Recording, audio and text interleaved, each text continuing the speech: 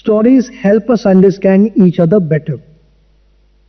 They build empathy, spark curiosity, and remind us that despite our differences, we share more in common than we often realize.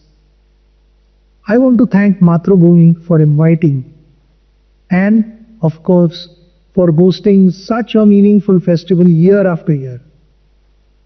It's wonderful to see writers, thinkers, and voices from across India and, of course, the rest of the world coming together to celebrate ideas, culture, and storytelling. It is through books, conversations, and lived experiences that learning thrives beyond our imagination.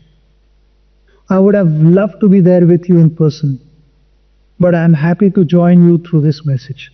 Thank you once again, and my best wishes to you.